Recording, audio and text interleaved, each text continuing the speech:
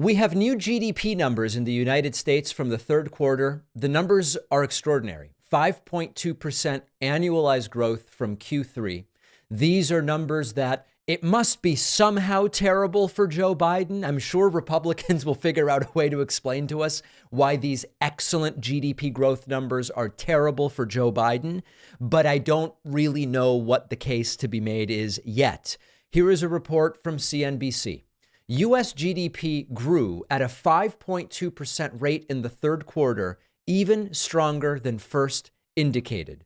GDP is, as we've discussed before, a measure of all goods and services produced during the 3-month period. It accelerated at a 5.2% annualized pace. This topped the initial 4.9% reading and is better than the 5% forecast from economists polled by Dow Jones. What was the oranges of this? Well, the upward revision came from increases in non-residential fixed investment that includes structures, equipment, and intellectual property, where there was a 1.3% increase after decreasing at previous times. Consumer spending saw a downward revision, so it's not all perfect news, rising 3.6% compared to a 4% estimate. Still, a 3.6% increase in consumer spending is considered very good. Now, let me do a good disclaimer here, because if I don't do it, people will write to me and they'll say, David, when you're reporting on these numbers, you're ignoring the plight of the middle class. You're ignoring that 40% of Americans would have to go into debt to meet an unexpected expense of a few hundred or $1,000. You're ignoring wage stagnation. I'm not ignoring it. This is primarily a political program. And the political reality in the United States dating back decades is that when by these very measures the economy is doing well, presidents tend to get reelected. It's not a guarantee of anything. It's not a panacea. We still have in the United States extraordinary inequality, lack of access to health care and housing, and in some cases food. All sorts of problems that we need to solve. In fact, this GDP growth, the great majority of the profits that are implicit in that GDP growth go to the disproportionately wealthy and super wealthy. Nothing changes about that. I'm not ignoring that. I'm a social democrat. I am aware and concerned about all of those realities.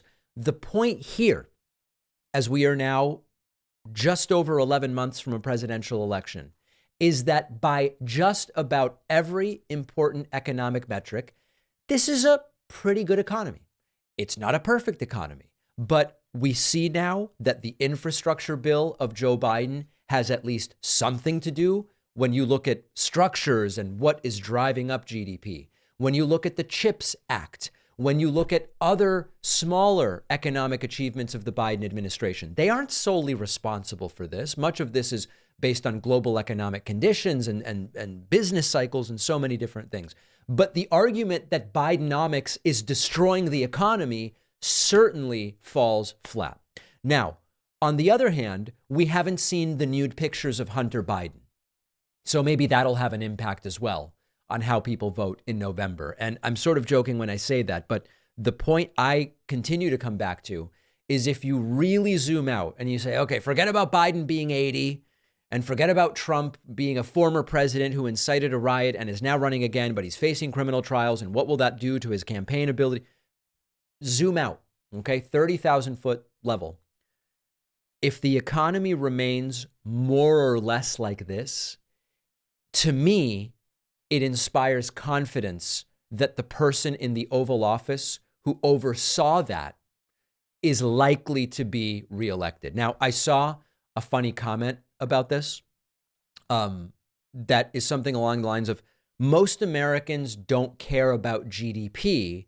They care about the prices of the things they need. Well, the great news about that is that inflation was 0 in October, and it's now down to 3.2% over the last 12 months, right in there with what is considered ideal between 2 and 3%. So these are truly strong numbers. Trump used to brag about 4% GDP growth.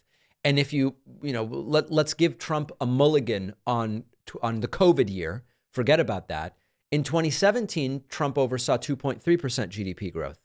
In 2018, Trump oversaw 3%. In 2019, he had 2.2%. These numbers put us on track for over 5% annualized GDP growth, with inflation coming down, wages up, a nice stock market, and unemployment extraordinarily low. So the question then becomes, where does the right go next?